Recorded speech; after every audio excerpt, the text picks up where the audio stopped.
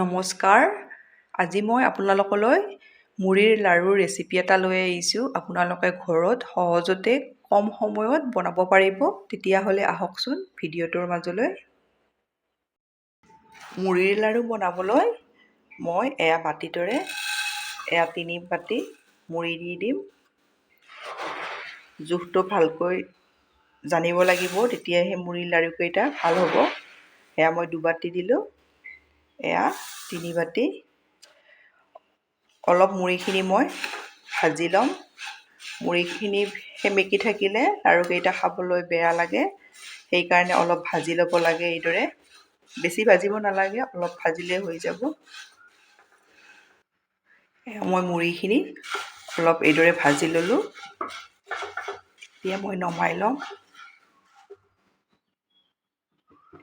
মই ষ্টিলৰ থাল এখনত মুড়ি নমাই ল'লোঁ। একেখন কেৰাহীয়ে লৈছোঁ, ইয়াত মই অলপ ঘি দি ল'ম।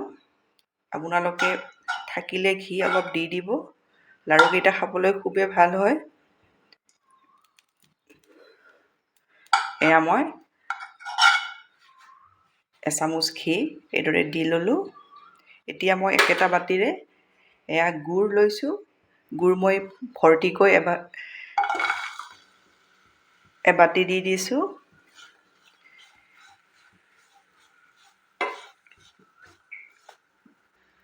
আপোনালোকে মোৰ ভিডিঅ' চাই ভাল পালে লাইক, কমেণ্ট আৰু ছাবস্ক্ৰাইব কৰি দিব।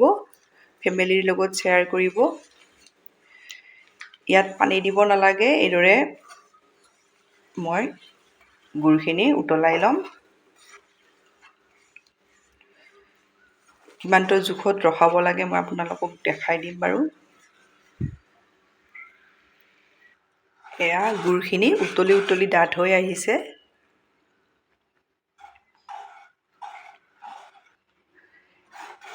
এতিয়া মই ষ্টিলৰ বাতি এটাত অলপ পানী লৈছোঁ। ইয়াৰে মই অলপ গুড় এইদৰে দি দিম। এইদৰে দি মই দেখিছেনে পানীৰ লগত মিহলি হৈ যোৱা নাই। এইদৰে চেক কৰি চাই ল'ব। দেখিছেনে টান হৈ আহিছে।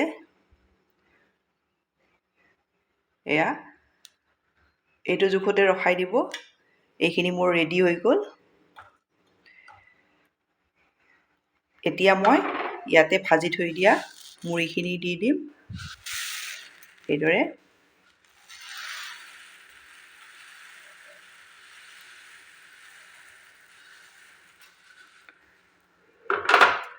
এতিয়া মই গোটেইখিনি এইদৰে মিলাই ল'ম।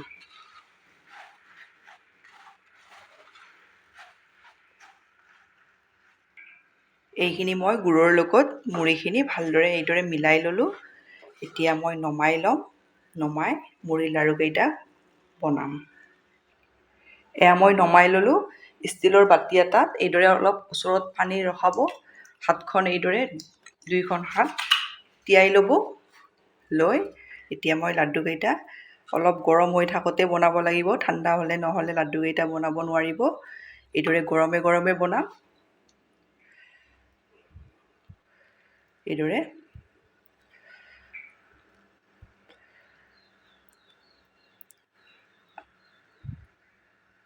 দেখিছেনে এটা মই মুড়ি লাড়ু বনাই আপোনালোকক দেখালোঁ। এইদৰে মই গোটেইকেইটা মোৰ মুড়িৰ লাড়ু ৰেডি হৈ গ'ল। আপোনালোকে এইদৰে বিহুত বনাব পাৰিব।